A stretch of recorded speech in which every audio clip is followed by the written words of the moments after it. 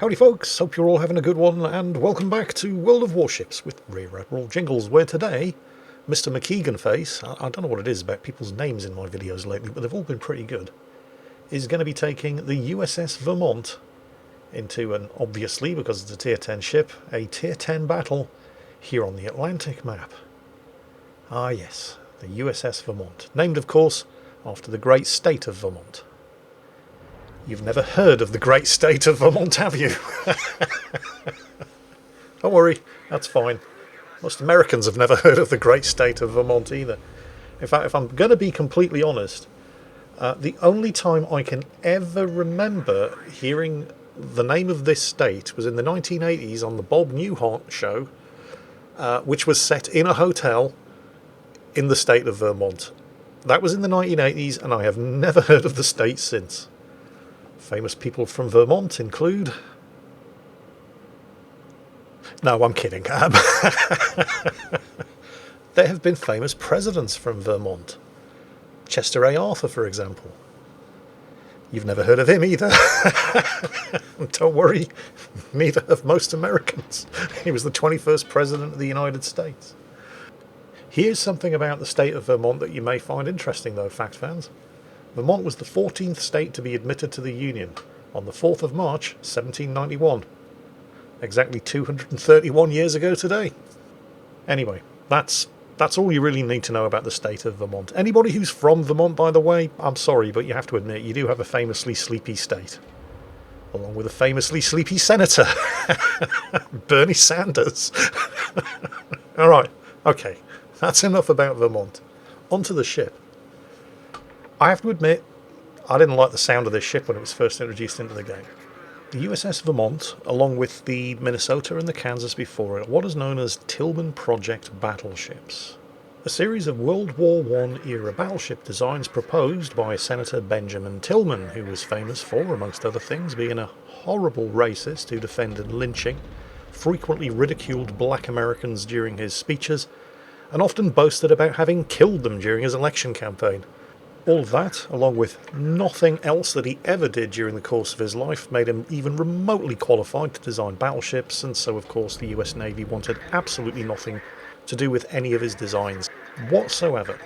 And so his designs sat on a shelf for well over 100 years, until one day World of Warships said to itself, you know, all of those American battleships that everybody really, really hates, the New York, the New Mexico and the Colorado, those really slow ones that everybody's glad to see the back of when they unlock the North Carolina. Do we have any more designs for any of those? And you might be sitting here thinking, why on earth would anybody want to play something like that? And the answer is, that. That is the only reason why you would want to play the USS Vermont. And it's a pretty compelling reason. The Vermont's guns are mostly pretty amazing, although pretty much everything else about the ship is utter garbage. Although I do have to be careful what I say here, because there's a strong chance that I might end up getting sued by garbage for defamation of character. So let's talk about those guns. Despite what you're about to see, they do have above average accuracy. And she has 12 of them. And they're 18 inches. Well, they're not actually 18 inches. I mean, they are. They're 17.9921 inches in caliber, 457mm. But that's important in World of Warships, because if you have 18.1 inch guns, you can overmatch 32mm of armour, which is the bow and stern plating of most of the battleships at this kind of level. Which, in practical terms, means that battleships armed with 18.1 inch guns or higher can overmatch the bows of almost every other battleship that they're going to face, which means that they can technically citadel them from the front. The Vermont cannot do that. It has 18 inch guns, not 18.1 inch guns. But it does have 12 of them. And they all do a monstrous amount of damage. Holy shit. Yeah. It just can't do it very often. Because like I said, the Vermont's guns are mostly amazing. Good accuracy, great penetration, and a lot of them. It has the single heaviest broadside throw rate of any ship in the game, with these 12 18-inch guns.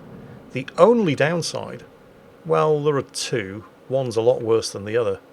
I mean, you can see the slow shell velocity. It takes a while for these shots to get anywhere. But the biggest issue is that once you've fired, it takes the Vermont a full 40 seconds to reload the guns. That's just horrifically slow. Although that does kind of fit the overall character of the ship, because the Vermont itself is horrifically slow, as you'd expect, because after all it was designed in the 1910s by a man who knew absolutely nothing about designing battleships. Let's talk about the downsides. I mean, we've already covered a couple. The horrible speed. 23 knots, by the way, top speed of this ship. You can maybe get an extra knot and a half out of it by equipping a speed flag, but honestly, you're really just reinforcing failure at that point. I mean, sure, if you've got the spare speed flags, go for it. It isn't going to hurt, but if you find yourself alone and outnumbered, no amount of speed flags are going to save you. You're probably going to die. And you're probably going to die for a couple of reasons that have nothing at all to do with the slow reload of the guns. As with most other battleships at this level, it has 32mm of bow and stern plating. It does, however, have 51mm of deck plating, and the practical implications of that mean that once the ship's superstructure has been saturated by high explosive fire, you're suddenly going to start taking a whole lot less damage from high explosive because it's just going to shatter on the 51mm deck armour. Unfortunately, if people are firing armour piercing at you, the Vermont has a big problem. Get it? Big problem? Because it's a big ship. I'll get my coat. But yes, it does have a big problem, because it's got a big citadel, and unlike her Tier 9 predecessor, the Minnesota, who has an underwater citadel, the Vermont very definitely does not. So the Vermont finds herself in the unusual situation of having better high explosive resistance than her predecessor, the Minnesota, which is not a bad thing, obviously. I mean, this ship is a big, huge chonker of a slow target, with huge sides and a broad, wide deck that's like a catcher's mitt for high explosive shells. So Vermont captains will, when being fired upon by high explosive shells, definitely find the Vermont quite a substantial upgrade over the Minnesota. However, if you're being fired at with armour-piercing shells, the huge sides of the ship and the raised citadel are going to be a big problem, and Vermont captains are going to find this ship a significant downgrade over her predecessor at Tier 9, the USS Minnesota. I think it's fair to say that Vermont captains just have to learn how to take the rough with the smooth. Although it could be significantly worse, you could still be at Tier 8 in the USS Kansas, which doesn't have any smooth.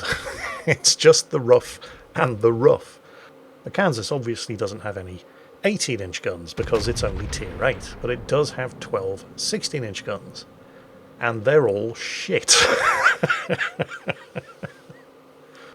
You're never going to be doing anything like that. Yeah, a cheeky 70,000 damage there. In the USS Kansas. Well, you might. But only if somebody dies and leaves you 70,000 damage in their will. Now, you may be sitting there thinking, this has been a fairly static game so far, Jingles. He hasn't really gone anywhere. I mean, he's done things, but he hasn't gone anywhere. And yeah, he's in a Vermont. He's got a top speed of 23 knots. And that is always going to be the Vermont's Achilles heel. Not the 40-second reload, not the large exposed citadel. This glacial speed. That is what always seems to catch Vermont captains out. Because they usually only start moving away from danger 2 or 3 minutes after they should have started moving away from danger. Just take a look at the map. His team are doing alright, they're still ahead on points even though they're behind on kills because they've got 2 of the caps, but look at where all of the enemy ships are. Guess which way they're coming?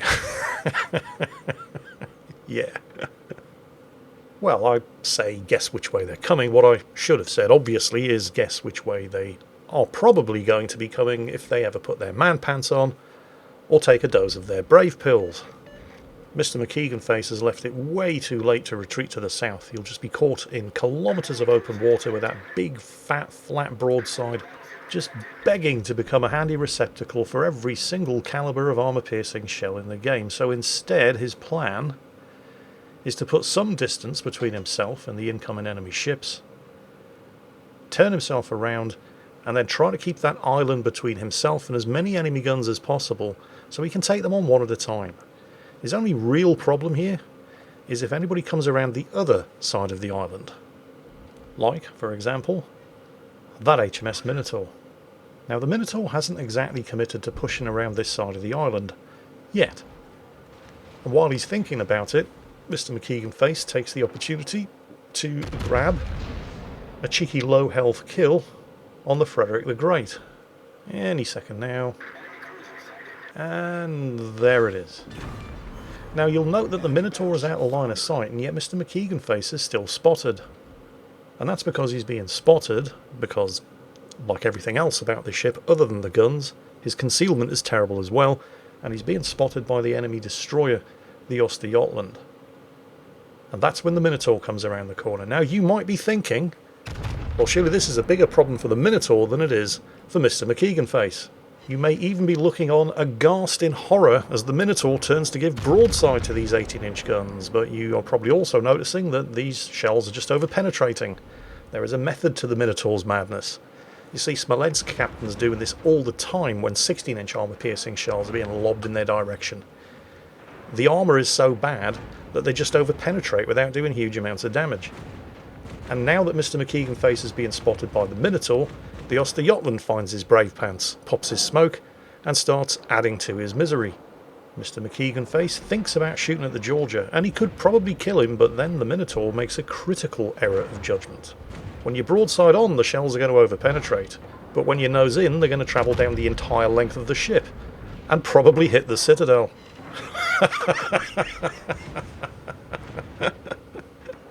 You can clearly see the Minotaur thinking, shit, that hurt, I better turn broadside, and he overpens. But he has so little health now that even the overpens are going to kill him. Oh, and as luck would have it, the game gives him a pitadel. Oh well, never mind. And I believe the kills are now even. You know what this reminds me of? Watching a Vermont in action. Because when this ship was introduced, and I was looking over the stats, without ever having played it, I was sitting there thinking to myself, trying to, come up with a reason why anybody would ever want to play it. And the only reason I could think of, oh, torpedoes, those are going to be the Minotaurs. The Minotaur launched those torpedoes when it was 7 kilometers away. They only have a range of 10 kilometers, which means that in the time since he sank that Minotaur, while heading south at full speed, he hasn't even gone 3 kilometers yet. That's how slow this ship is.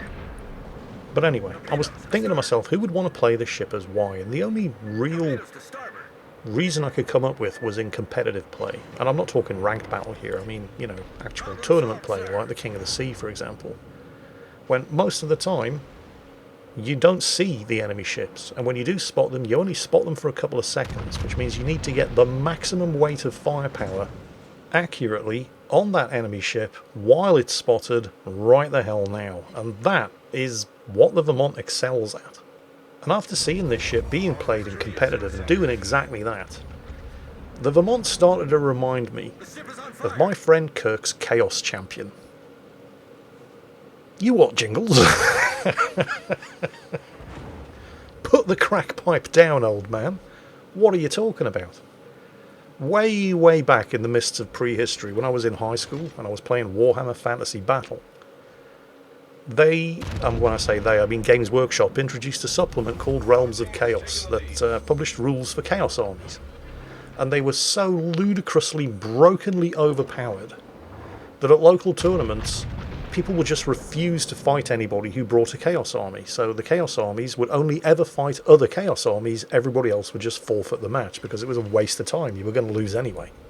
At the time I'm talking about, though, nobody knew how grossly overpowered Chaos armies were because they'd just come out, and my friend Kirk was the only one who'd bought the rulebook, so he assembled and painted his Chaos army, and he would come around and play on the weekends. And that's when we found out just how absurdly overpowered Chaos armies were, in particular Chaos champions. You're going to have to bear with me here. Kirk had rolled up a Chaos champion that basically routed entire armies every time it got into combat. And we used to joke that Kirk would just keep this Chaos Champion in a tent at the back of the battlefield, and any time it looked like things were going bad, he'd just stick his face out of the tent flaps, go, bleh, and your entire army would run away. And it's kind of like that. If you're in competitive, there's a Vermont on the enemy team, and you get detected. Instantly, your butthole puckers as you try to calculate whether or not the Vermont has a line of fire to you. You can just imagine competitive players thinking, right, I have to advance to the next island. I may get spotted on the way. Can the Vermont see me? Because the Vermont is basically Kirk's Chaos Champion. Bloody hell, Jingles, that one went right off the deep end. You really lost it this time. Well, yeah, okay, you're right. But I do think the comparison still stands. Feel free to disagree if you wish. Anyway, this match is a foregone conclusion. I mean, the kills are tied, but Mr. McKeegan-Face's team is 500 points ahead. Due mostly to the fact that, with the exception of that guy, nobody on the enemy team has thus far ventured further south than the E line, but also, I'm sure you'll agree, a fairly significant contributing factor was Mr. McKeegan-Face getting 5 kills and a Kraken Unleashed while doing 300,000 damage. The USS Vermont. This ship's existence raises an interesting question. When is a terrible ship a terrible ship? Because the USS Vermont is undeniably a terrible ship. But it's a terrible ship with fantastic guns. And that one fact alone means that the Vermont is not a terrible ship. There's a lesson you can learn there. It doesn't matter how bad the rest of the ship is. As long as it's got good guns, it can still be a good ship. But the opposite is also true. It doesn't matter how good the ship is, if its guns suck arse, it's never going to be a good ship. Yes, we're talking about the Gneisenau again. It's been a couple of days since we slagged the Gneisenau off. I'm contractually obliged to do so at least once a week. Anyway, that's it for today. I hope you enjoyed today's video. And as always, take care, stay safe, and I'll catch you next time.